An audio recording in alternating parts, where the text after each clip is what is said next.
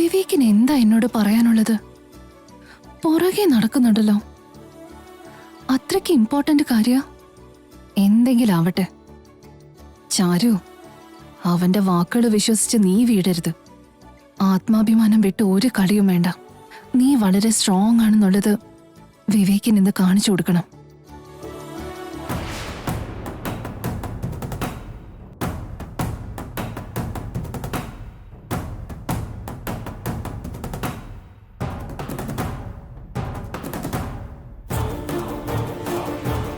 വിവേക് എങ്ങോട്ടല്ലേ വന്നത്? അതിനോടകം എങ്ങോട്ട് പോയിട്ടുണ്ടാവും?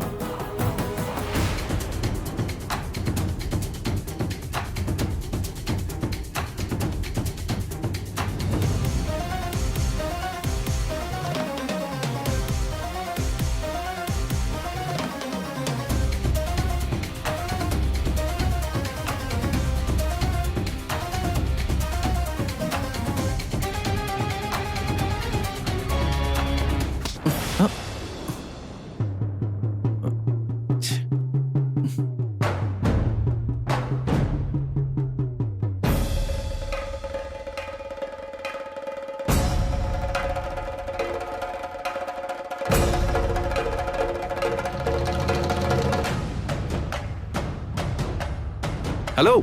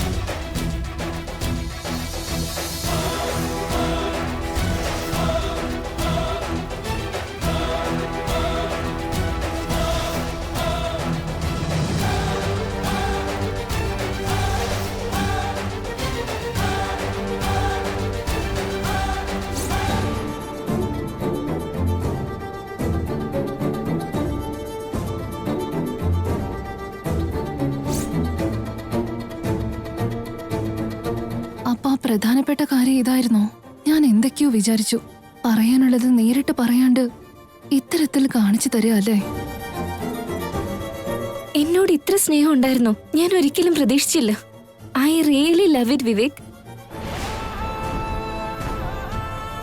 Thank you so much. Thanks a lot. നീ ശരിക്കും മിണ്ടാത്തത് എന്താന്നൊരു വിഷമം ഉണ്ടായിരുന്നു. പക്ഷെ വാക്കുകളിലൂടെ പറയാത്ത കാര്യം ഈ പൂക്കളിലൂടെ പറയുമായിരുന്നല്ലേ?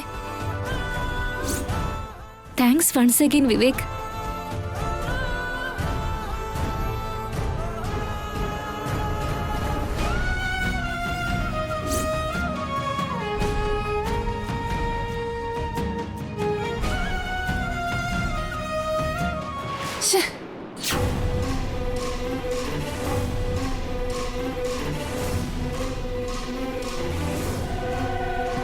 ചാരു, നിന്റെ ഉള്ളിൽ ഇപ്പൊ എന്താ ഉള്ളതെന്ന് എനിക്കറിയാം. പക്ഷെ അതല്ല കാര്യം. എനിക്ക് കേക്കണ്ട.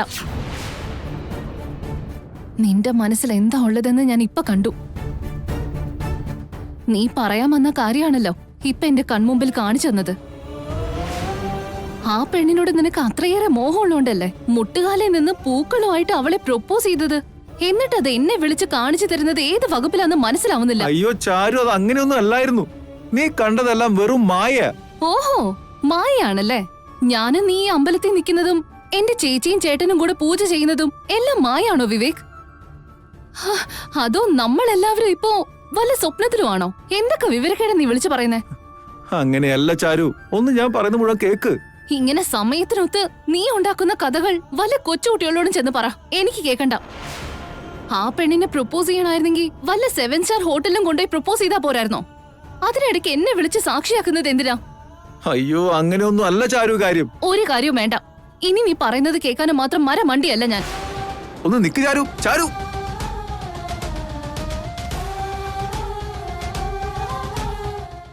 ഈ പെൺപിള്ളേർ എപ്പോഴും ഇങ്ങനെ കാള വെട്ടുന്ന കേൾക്കുമ്പോ തന്നെ കയറെടുത്തോളൂ. പറയുന്നത് മുഴുവൻ കേൾക്കാൻ നിന്ന് തരുകയും ചെയ്യില്ല. അവരുടെ വ്യൂ പോയിന്റ് മാത്രം ശരി. ചേട്ടാ, എനിക്ക് പറയാനുള്ള എന്താണെന്ന് ഒന്ന് കേൾക്കാൻ പോലും നിന്നില്ലല്ലോ. ഇനി ഇവളെ ഞാൻ എങ്ങനെ പറഞ്ഞ് മനസ്സിലാക്കി കൊടുക്കും?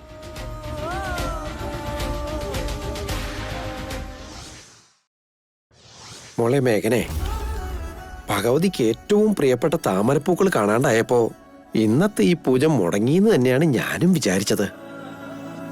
ആ അമ്മ മഹാമായയുടെ അനുഗ്രഹം കൊണ്ടും നിന്റെ ആത്മസമർപ്പണം കൊണ്ടും ഇന്നത്തെ പൂജ ഗംഭീരമായി നടന്നു.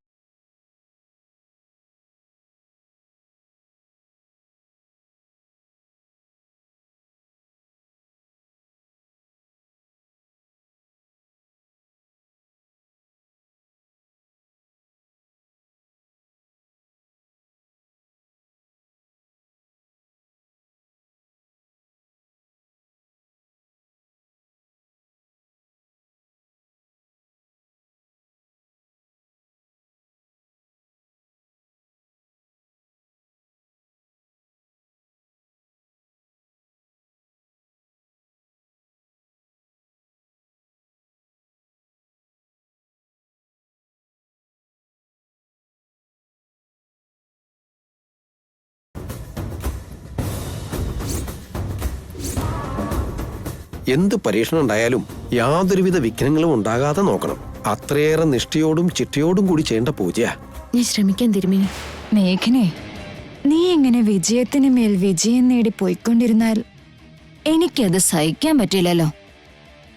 നിന്നോടുള്ള വൈരാഗ്യത്തിന് ഒരല്പം ആശ്വാസം കിട്ടണമെങ്കിൽ നാളെ വെച്ചേക്കുന്ന പൂജ മര്യാദയ്ക്ക് ഞാൻ നടത്തിക്കില്ലടി. വിഘ്നങ്ങളെ മറികടന്നുകൊണ്ട് എല്ലാം വിജയിപ്പിക്കാൻ മേഘനയുണ്ടല്ലോ. അവൾക്ക് കൂട്ടായിട്ട് അരുണിമയും മിഥുനും അവളോടൊപ്പം ഉണ്ട്.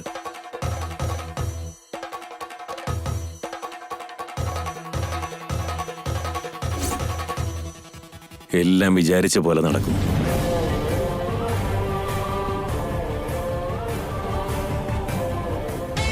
ഈ മേഘനയ്ക്ക് വെച്ചടി കയറ്റമാണല്ലോ. എല്ലാവരും അവളെയല്ലേ പ്രശംസിക്കുന്നേ. എനിക്കത് കണ്ടോണ്ട് നിൽക്കാൻ വയ്യ. മഞ്ജരി, കൂൾ ഡൗൺ. നിന്നോട് എത്ര വട്ടം പറഞ്ഞിട്ടുണ്ട് ആവേശം കാണിക്കാണ്ട് അവസരത്തിന് വേണ്ടി കാത്തിരിക്കാൻ. നീ ഒന്ന് അടങ്ങ്. ഹലോ. യാ, അത് ശരി. Is it necessary? Okay, I can understand. Okay. എന്തു പറ്റിയച്ചാ? ഞാൻ അത്യാവശ്യമായിട്ടൊന്ന് പോകുവരണമേ. അതെന്താണെച്ചാ, ഇവിടെ കുറച്ചു ദിവസം ഉണ്ടാവൂന്ന് ഞാൻ കരുതി. അതിനുള്ള അവസ്ഥ ഉണ്ടായിരുന്നെങ്കിൽ ഞാനും പോവില്ലായിരുന്നല്ലോ. ഒരു അത്യാവശ്യ കാര്യം എനിക്ക് ചെയ്തു തീർക്കാനുണ്ട്. ആയിക്കോട്ടെച്ചാ. മോളെ മേഘനെ, ആര് തുണയുണ്ടെങ്കിലും ഇല്ലെങ്കിലും നിന്റെ ധൈര്യമാണ് എന്നും നിനക്ക് കൂട്ടായി വരിക. നിന്റെ മനോബലമാണ് ഓരോ ചുവടിലും ഭീതിയില്ലാണ്ട് മുൻപോട്ടുള്ള യാത്രയിൽ നിന്നെ നയിക്കുന്നത്. ഈ ആത്മവിശ്വാസം തകരാതെ നോക്കണം. ഒരു പരിശ്രമവും പകുതിക്ക് വച്ച് ഒരിക്കലും നിർത്തരുത്. നിനക്കെല്ലാം മംഗളകരമായി ഭവിക്കും.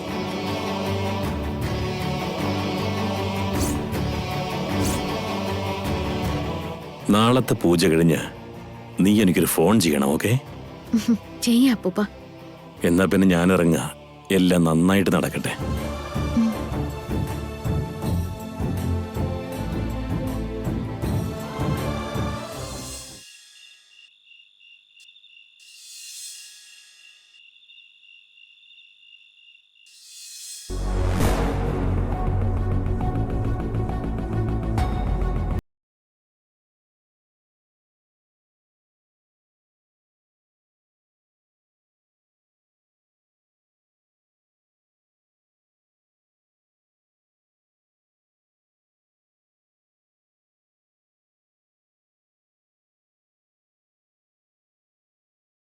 അല്ല സന്തോഷ്, നീ എപ്പോഴും കുറച്ചു മാത്രമേ മിണ്ടാറുള്ളോ? അതോ ഇപ്പോ എന്നെ അവോയ്ഡ് ചെയ്യാൻ വേണ്ടി മനഃപൂർവ്വം മിണ്ടാതിരിക്കുന്നതാണോ നീ? അല്ലല്ല, ഞാൻ എന്തിനു നിന്നെ അവോയ്ഡ് ചെയ്യണം സന്തോഷ്? വാക്കുകൾ അവോയ്ഡിങ് കാണുന്നില്ലെങ്കിലും പ്രവൃത്തികളിൽ തെളിഞ്ഞു കാണുന്നുണ്ട്. എന്തെങ്കിലും ചോദിച്ചാ അതിന് മാത്രം ഉത്തരം. അതിന്റെ അപ്പുറം ഒരു വാക്ക് പോലും ഇല്ല. അടുത്തേക്ക് വന്നാ കണ്ടോ ഇങ്ങനെ അകന്ന് മാറിപ്പോകും. എന്തെങ്കിലും ചോദിച്ചാൽ എല്ലാവരും ഉണ്ടെന്ന് പറയും. സത്യത്തിൽ എന്റെ പ്രശ്നം എന്താണെന്ന് എനിക്ക് മനസ്സിലാവുന്നില്ല. സന്തോഷ് ഇപ്പൊ എന്ത് സംഭവിച്ചിട്ട് ഇങ്ങനെ ദേഷ്യപ്പെടുന്നേ? കണ്ടോ കണ്ടോ, ഞാൻ നോർമലായിട്ട് സംസാരിക്കുമ്പോഴും ഞാൻ ബഹളം വെക്കുകയാണെന്നാ നിനക്ക് തോന്നുന്നേ? സന്തോഷ്, നീ വെറുതെ കാട് കയറി ചിന്തിക്കണ്ട. ഞാൻ എപ്പോഴും കുറച്ചു മാത്രമേ സംസാരിക്കൂ.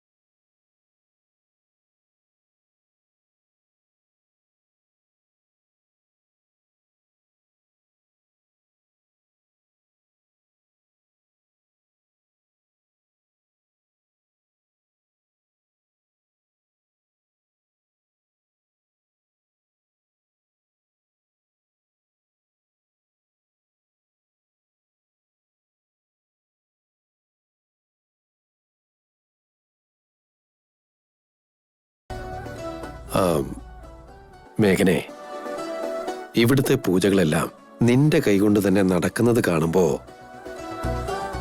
എനിക്ക് ഒത്തിരി സന്തോഷം തോന്നുന്നു മോളെ. നാളെ വളരെ പ്രധാനപ്പെട്ട പൂജയാ. അതും കൂടി തടസ്സങ്ങളില്ലാതെ നടന്നു കിട്ടിയ സങ്കല്പ പൂജ വിജയകരമായി നിർത്തും. തെറ്റുകളൊന്നും തന്നെ സംഭവിക്കാതെ സൂക്ഷിച്ചോണേ മോളെ. ഞാൻ നോക്കിക്കോളാം അച്ഛാ. ചരു, നീയും പോയി കിടന്നുറങ്ങിക്കോ.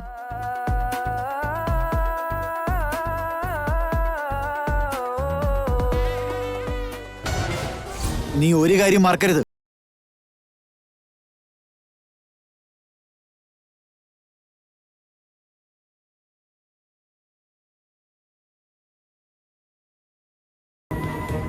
അവരുടെ വാക്കുകളെ ഞാൻ മാനിക്കുന്നുണ്ട്.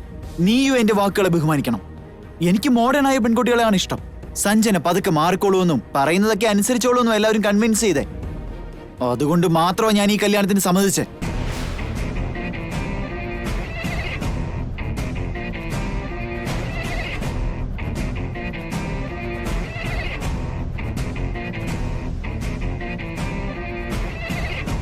അതിനു പകരം നീ ഇപ്പോഴും ഞാനായിട്ട് തന്നെ നിൽക്കൂ, ഞാൻ എന്റെ ഇഷ്ടത്തിന് പ്രവർത്തിക്കൂ എന്നുള്ള വാശിയിലാണെന്ന് തോന്നുന്നു. കല്യാണശേഷം എന്റെ താല്പര്യങ്ങളായിരിക്കണം നിന്റെയും താല്പര്യങ്ങൾ. എന്റെ ഇഷ്ടത്തിനൊത്തു വേണം നീ ജീവിക്കാൻ. അല്ല, പറ്റില്ല എന്നൊക്കെ പറഞ്ഞാ എന്റെ മറ്റൊരു മുഖം നീ കാണേണ്ടി വരും. അതല്ല സന്തോഷ്, ഞാൻ നീ എനിക്ക് എക്സ്പ്ലനേഷൻ തരേണ്ട കാര്യമൊന്നുമില്ല. അത് കേൾക്കാനായിട്ട് എനിക്ക് ഒരു താല്പര്യവുമില്ല. നീ ഇതേ അവതാരം തുടർന്നാ എന്റെ ഫ്രണ്ട്സിനും സൊസൈറ്റിക്ക് മുൻപിൽ നീ എന്റെ ഭാര്യയാണെന്ന് ഞാൻ എങ്ങനെ ഇൻട്രോഡ്യൂസ് ചെയ്യും? സോ എത്രയും പെട്ടെന്ന് എന്റെ ഇഷ്ടത്തിന് നീ എങ്ങനെ മാറണമെന്ന് ചിന്തിക്കും. നന്നായിരിക്കുന്നു സന്തോഷ്.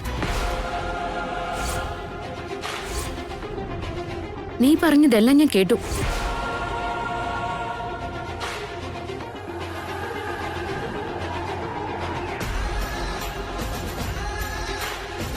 കല്യാണം കഴിക്കാൻ പോകുന്ന പെണ്ണിനോട് പെരുമാറുന്ന രീതിയാണോ ഇത്?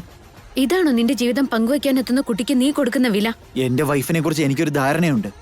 ഇവളെ ഞാൻ അതിന് തക്കവണ്ണം മാറ്റിയെടുക്കുക. അതിൽ നിങ്ങൾ ഇത്ര വലിയ കുറ്റം എന്താ കണ്ടുപിടിച്ചേ? ഒരു കാര്യം പറഞ്ഞേക്കാം, നിന്നെ കല്യാണം കഴിക്കാൻ തീരുമാനിച്ചതുകൊണ്ട് സഞ്ജന ഒരിക്കലും നിന്റെ അടിമയാവുന്നില്ല.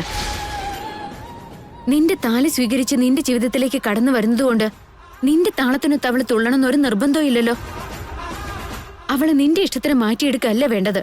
അവൾക്കൊപ്പം നിന്ന് നിങ്ങൾ രണ്ടുപേരും കൂടി ഒരു ജീവിതം പടുത്തുയർത്തുകയാണ് വേണ്ടത്. എന്താ ഇനി നിങ്ങളുടെ അടുത്തുനിന്നാണോ ഞാൻ എങ്ങനെ ജീവിക്കണമെന്ന് പഠിക്കാൻ? നോൺസെൻസ്. സന്തോഷ്, എന്തു പറ്റി മോനെ? എന്തോ ഒരു കല്ലുകടി ഫീൽ ചെയ്യുന്നുണ്ടല്ലോ. അമ്മ ഇത് കണ്ടോ? ഞാൻ സഞ്ജനയും ഞങ്ങളുടെ ലൈഫിനെ കുറിച്ചും ഫ്യൂച്ചറിനെ കുറിച്ചും സംസാരിച്ചുകൊണ്ട് നിൽക്കുമായിരുന്നു. അതിനിടയ്ക്ക് ഇവര് വന്ന് നിന്റെ രീതികൾ മാറ്റണം, ഒരു പെണ്ണിനോട് ഇങ്ങനെയാണോ പെരുമാറുന്നത്, ഇങ്ങനെ എന്തൊക്കെയോ ചോദിക്കുന്നു അമ്മേ.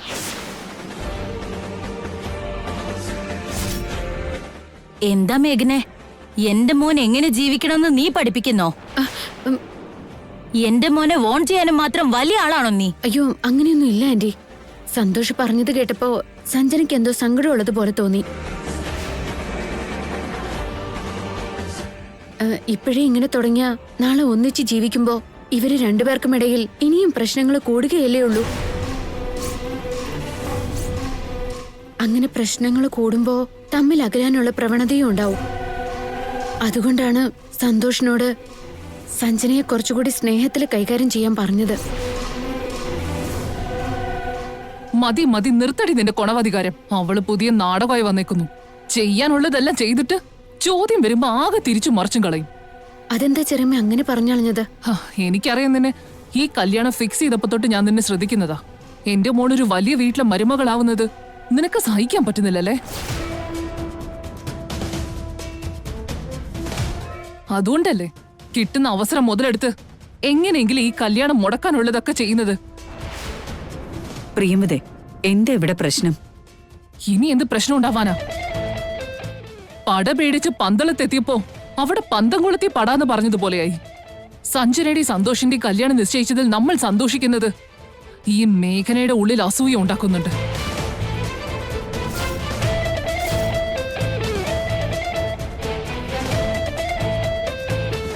ഇതൊക്കെ അറിഞ്ഞോണ്ടാ ഞാൻ നേരത്തെ അരുണിമേശിയോട് പറഞ്ഞുകൊണ്ടിരുന്നത്. മേഘന കൂടെ വന്ന ഈ കല്യാണത്തിന്റെ കാര്യത്തിൽ എന്തെങ്കിലുമൊക്കെ ഇടങ്കോലിടുമെന്നും ഇവിടെ വെച്ച് നമ്മളെ നാണം കെടുത്തുവെന്നും.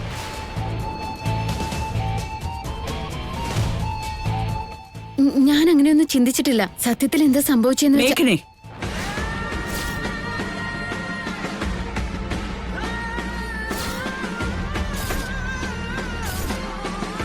വിശദീകരണമൊന്നും വേണ്ട. ഇക്കാര്യത്തിന്റെ പേരില് നേരത്തെ നീ പ്രശ്നം ഉണ്ടാക്കിയതാ. നിന്റെ കുരുട്ടുബുദ്ധി ഉപയോഗിച്ച് കല്യാണം മുടക്കാൻ നോക്കുന്നു. ഇതൊക്കെ കൊണ്ടാ ഞാൻ നിന്നിങ്ങോട്ട് കൊണ്ടുവരണ്ടെന്ന് തീരുമാനിച്ചത്.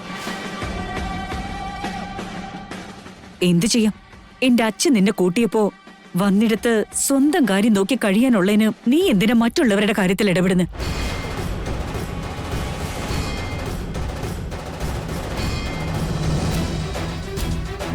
നീ മനഃപൂർവ്വം ഈ കല്യാണം മുടക്കാൻ ശ്രമിക്കുകയാണെന്നുള്ള കാര്യം ഞങ്ങൾക്ക് എല്ലാവർക്കും നേരത്തെ മനസ്സിലായതാ. പക്ഷെ നീ ഒരു കാര്യം ഓർമ്മിക്കണം, നിന്റെ ഈ ശ്രമമൊക്കെ വെറുതെയാണ്.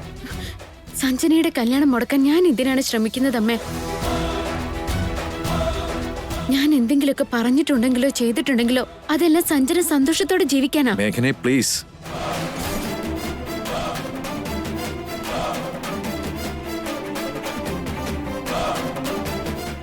സഞ്ജനയുടെ സന്തോഷത്തെക്കുറിച്ച് നീ അധികം ചിന്തിക്കേണ്ട ആവശ്യമൊന്നുമില്ല. അതിന് ഞങ്ങളുണ്ട് ഇവിടെ. അവളെ ആരെ കൊണ്ട് കല്യാണം കഴിപ്പിച്ചാൽ സന്തോഷിക്കുമെന്നും അവളെ ഏത് വീട്ടിലേക്ക് കല്യാണം കഴിപ്പിച്ച് അയക്കണമെന്നുള്ള കാര്യമൊക്കെ ഞങ്ങൾക്കറിയാം. നീ എന്തിനാ വെറുതെ ആവശ്യമില്ലാതെ ഇതിലേക്കൊക്കെ എടുത്തിയാടുന്നേ? അതുകൊണ്ടല്ല മിഥുനേട്ടാ ഞാൻ ഒന്നും പറയണ്ട മേഘനെ. നീ പറയാൻ പോകുന്ന വിശദീകരണങ്ങളൊന്നും കേൾക്കാൻ എനിക്ക് സൗകര്യമില്ല.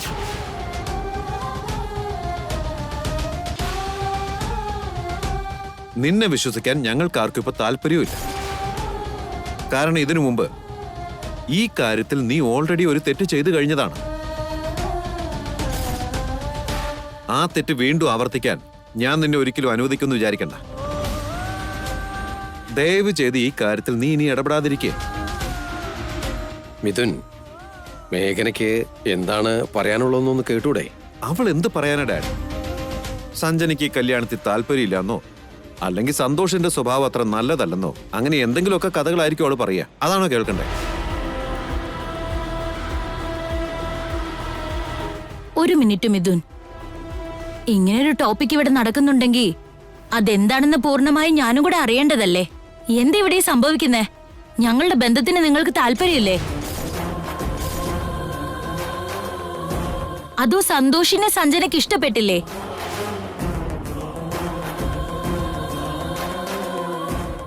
അയ്യോ രാജേശ്വരി, ഈ മേഘന പറയുന്ന വാക്കുകൾ ആരെങ്കിലും വില വെക്കോ? അല്ലെങ്കിൽ തന്നെ ഞങ്ങളുടെ വീട്ടിൽ ഇവക്ക് യാതൊരു സ്ഥാനവും ഇല്ല. അങ്ങനെയുള്ളപ്പോ നീ എന്തിനാ അവളുടെ വാക്കുകൾക്ക് ഇത്രയും വില കൊടുക്കുന്നേ? അങ്ങനല്ല പ്രിയമ്പതേ. നാളെ കല്യാണം കഴിഞ്ഞ് നമ്മൾ തമ്മിൽ ഒരു പ്രശ്നം ഉണ്ടാവരുത്. അതുകൊണ്ട് കല്യാണത്തിന് മുൻപ് തന്നെ എല്ലാം പറഞ്ഞു ക്ലിയർ ആക്കണം.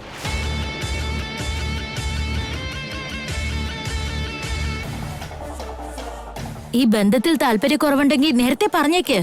സഞ്ജനയും സന്തോഷും തമ്മിൽ ഒത്തുപോകുന്നില്ല എന്നാണെങ്കിൽ അതും തുറന്നു പറയാൻ മടിക്കേണ്ട.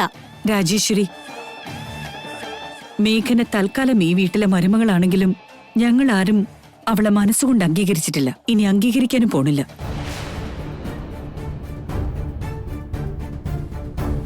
കുറച്ചുനാൾ കഴിഞ്ഞ് ഇവിടുന്ന് ഇറങ്ങിപ്പോവേണ്ട മേഘന പറഞ്ഞത് കേട്ട് ഒരുപാട് നാൾ ഒരുമിച്ച് കഴിയേണ്ട നമ്മുടെ ഈ ബന്ധം നമ്മൾ എന്തിനു തകർക്കാൻ നിൽക്കണം?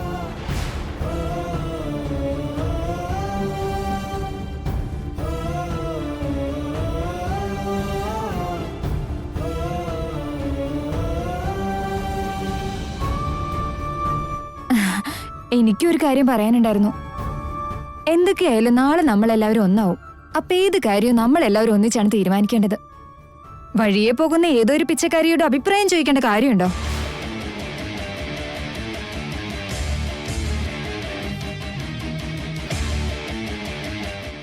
ഈ മേഘനയുടെ വാക്കും അതുപോലെയാ. വീട്ടിൽ എന്തെങ്കിലുമൊക്കെ പ്രശ്നം ഉണ്ടാക്കാൻ സ്ഥിരം അവള് ശ്രമിക്കും. ആ പ്രശ്നത്തിനിടയ്ക്ക് മറ്റുള്ളവരെ ശ്രദ്ധ പിടിച്ചു പറ്റാനുള്ള അവളുടെ സൂത്രം അത്. ഇത് ഇവളുടെ സ്ഥിരം പരിപാടിയാണേ. മേഘനയുടെ ഇത്തരത്തിലുള്ള ചീപ്പ് ട്രിക്സ് ഒക്കെ ഞങ്ങൾക്ക് നേരത്തെ അറിയാവുന്നതാ. ആന്റി ഇതൊന്നും കണ്ടിട്ടില്ലല്ലോ. അതുകൊണ്ടാ അവള് പറഞ്ഞ വാക്കുകളൊക്കെ ആന്റിക്ക് സീരിയസ് ആയിട്ട് തോന്നി. ശരിയാണ് രാജേശ്വരി. ആരോ എന്തോ പറഞ്ഞെന്ന് വെച്ച് നീ എന്തിനാ അത് കാര്യാക്കുന്നത്? നീയുമായിട്ടൊരു ബന്ധം സ്ഥാപിക്കുന്നത് ഞങ്ങളെ എല്ലാവരെ സംബന്ധിച്ചിടത്തോളം വളരെ വലിയൊരു ഭാഗ്യമായിട്ടാണ് ഞങ്ങൾ കരുതുന്നത്. മാത്രമല്ല സന്തോഷും സഞ്ജനയും തമ്മിൽ നല്ല പൊരുത്തമുണ്ടെന്നാ എനിക്ക് തോന്നിയത്. അവരുടെ അഭിപ്രായങ്ങളും ചിന്തകളും എല്ലാം നല്ലോണം മാച്ച് ചെയ്യുന്നുണ്ട്. ഇനി ആര് ഇതിൽ ഇടങ്കോലിടാൻ ശ്രമിച്ചാലും, ആര് ഈ വിവാഹം മുടക്കാൻ തുനിഞ്ഞിറങ്ങിയാലും ഈ വിവാഹം നടന്നിരിക്കും. ഇക്കാര്യത്തിൽ നീ ഇനി ഒന്നും ചിന്തിക്കണ്ട. പിന്നെ മേഘനെ, ഇപ്പൊ തന്നെ ഒരുപാട് പഴി നീ കേട്ട് കഴിഞ്ഞു. ആവശ്യമില്ലാതെ ഓരോന്നിൽ എടുത്തു ചാടി ഇതുപോലൊരു പ്രശ്നങ്ങൾ ഉണ്ടാക്കാതിരിക്കാൻ നോക്ക്. ഇവിടം വരെ വന്ന സ്ഥിതിക്ക് പൂജ ഭംഗിയായി തീർത്തതിന് ശേഷം തിരിച്ചു പോകുന്നതിനെ പറ്റി ചിന്തിച്ചാൽ മതി. അല്ലാതെ വേണ്ടാത്ത ഓരോ കാര്യങ്ങൾ ചെന്നുപെട്ട് ഇവിടെ എല്ലാവരുടെയും സമാധാനം കെടുത്താൻ നോക്കരുത്.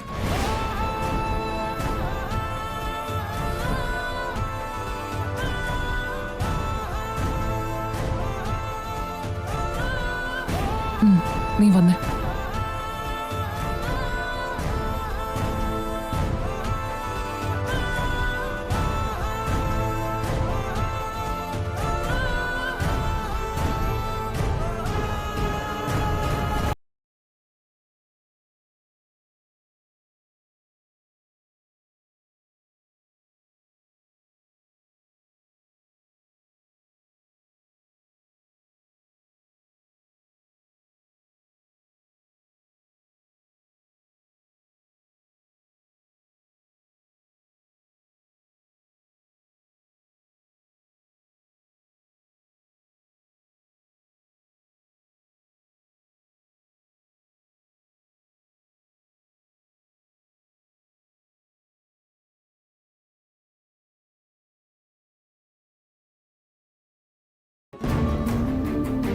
അതുപോലെ ഇവിടെ നടന്ന സംഭവങ്ങളൊന്നും മനസ്സിൽ വെക്കരുത്. നാളെ പൂജയുള്ളതാ.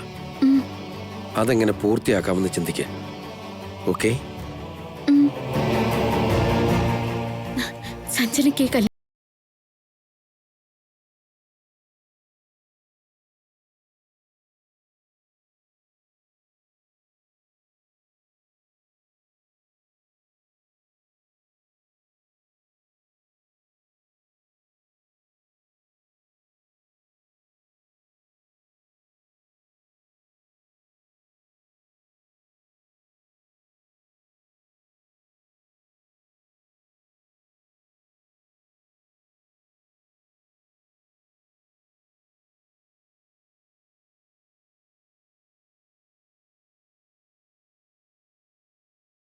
ആ മേഘനയെ കറിയിലിട്ട കറിവേപ്പില പോലെ വലിച്ചെറിയാന്നാ കരുതിയെ. പക്ഷെ കണ്ണിലെ കുരു പോലെ അവള് ഓരോ കാര്യത്തിലും കേറി ഇടപെടുന്നത് കണ്ടില്ലേ നീ? ശരിയാണ് ആന്റി. മിഥുന്റെ കാര്യത്തിൽ അവൾ എന്നെ ഭ്രാന്ത് പിടിപ്പിക്കുന്നതിനോടൊപ്പം ഇപ്പോ വീട്ടിൽ ഓരോ കാര്യത്തിലും കേറി തലയിട്ടുകൊണ്ടിരിക്കുകയല്ലേ. ഓരോരുത്തരെ അവളുടെ താളത്തിനൊത്ത് തുള്ളിക്കാൻ ശ്രമിക്കുക. ഇപ്പതീ സഞ്ജനയുടെ കല്യാണ കാര്യത്തിലും അവള് പ്രശ്നം ഉണ്ടാക്കാൻ തുടങ്ങിയിരിക്കുന്നു. രാജേശ്വരി പറഞ്ഞത് നീയും കേട്ടതല്ലേ? വീട്ടിൽ ഇങ്ങനെയുള്ള ഡിസ്കഷൻസ് നടക്കുന്നുണ്ടെന്ന് അറിഞ്ഞതും നമുക്ക് ഈ ബന്ധത്തിൽ താല്പര്യമില്ലാന്ന് അവക്ക് എന്തൊക്കെയോ സംശയം തോന്നി തുടങ്ങിയിരിക്കുന്നു. മേഘനയുടെ ഈ സ്വഭാവം കാരണം സഞ്ജനയുടെ കല്യാണത്തിൽ ഇനി എന്തൊക്കെയാണോ നടക്കാൻ പോകുന്നത്? ആ കല്യാണം എങ്ങാനും മുടങ്ങിയ പിന്നെ വിവേകിന്റെ ശൈലജയുടെയും കല്യാണം നടക്കില്ല. വിവേകിനെയും സഞ്ജനയും രാജേശ്വരിയുടെ മരുമോളും മരുമോനുമായി പറഞ്ഞയച്ചു കഴിഞ്ഞാൽ അവരുടെ സ്വത്ത് മുഴുവനും എന്റെ മക്കൾക്കും കൂടി അവകാശപ്പെട്ടതാവുമല്ലെന്നാ ഞാൻ കണക്കൂട്ടിയത്.